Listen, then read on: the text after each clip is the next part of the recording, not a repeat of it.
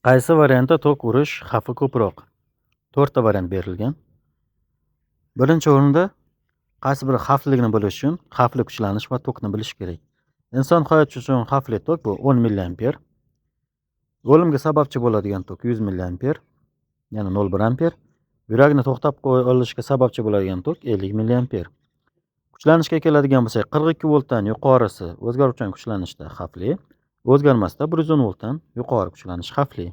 Liniyaga e'tibor beradigan bo'lsak, agar bu yerda o'zgaruvchan kuchlanish bo'lganda liniyada bizda neytral simimiz, ya'ni 0 ko'k rangda, faza simi esa sariq, yashil, qizil, oq, kulrang istalgan rangda bo'lishi mumkin edi. Lekin liniya simiga e'tibor beradigan bo'lsak, biri qora, biri qizil. Ya'ni bu yerda bizda o'zgarmas tok zanjirlarida ishlatiladigan qizil va qora rang tasvirlangan. Endi bizda kuchlanish bu yerda necha volt? Agar bu yerda kuchlanishimiz akkumulyatordan kelib 12 volt bo'ladigan bo'lsa, 4 ta variant ham xavfsiz hisoblanadi. Chunki nam joyda 12 volt xavfli hisoblanadi. Bu esa ikkala simni ushlab turgani bilan oyog'i yerdan uzilgan. Quruq holat. Bu yerda hatto 36 da 42 volt bo'lgan taqdirda ham o'zgarmas kuchlanishda 110 voltdan yuqorisi xavfli hisoblanadi. Shuning uchun 110 voltgacha bo'lsa, D variant ham xavfsiz hisoblanadi. Agar bu yerda transformatordan kelayotgan bo'lib, faza va 0 dan 0 esa yerga zazimlina qilingan bo'lsa, yerlantirilgan bo'lsa, bizda undan chiqishda diodni most, ya'ni diod ko'prikdan o'tgan taqdirda ham bu yerdagi o'zgarmas kuchlanishimizda yer bilan kontakt hisobiga, albatta poyabzalni izolyatsiyasi qarshiligi ham hisobga olganda, A va C variantda 110 voltdan yuqori o'zgarmas pulsatsiyalanuvchi kuchlanish ostida bo'lishi va xavfli bo'lishi mumkin.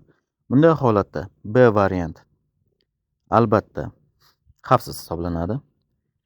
D variantga keladigan bo'lsak, 110 voltdan yuqori kuchlanish ochiq izolyatsiyali, izolyatsiyasi yo'q simni ushlagan uchun xavfli bo'lib qolgan bo'lardi.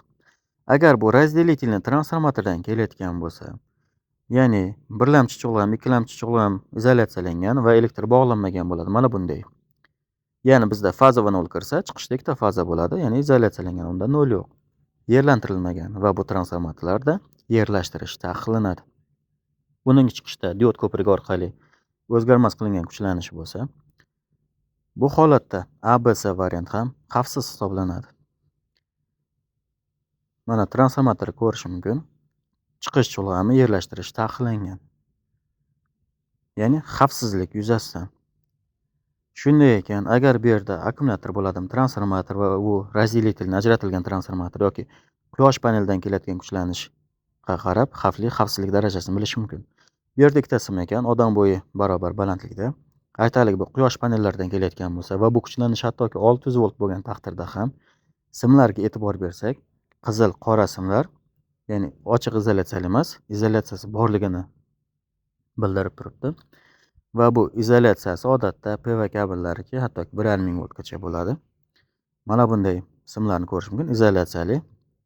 Shunday ekan, bir vaqt o'zida qora va qizil simni ushlagani bilan uning izolyatsiyasini hisobiga, agar 4-variantimizda D variantda shunday izolyatsiyali kabel, ya'ni simlardan foydalangan bo'lsa, demak 4 variant ham bizda xavfsiz bo'ladi.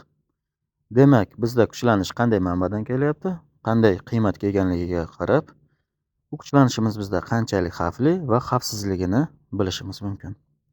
Shunday ekan, liniyaga, simlar rangiga, yuqori kuchlanish liniyalarida esa izolyatorlar soniga qarab fikr bildirish, mulohaza yuritish mumkin. Bunday holatlar uchun e'tiborli bo'lish kerak.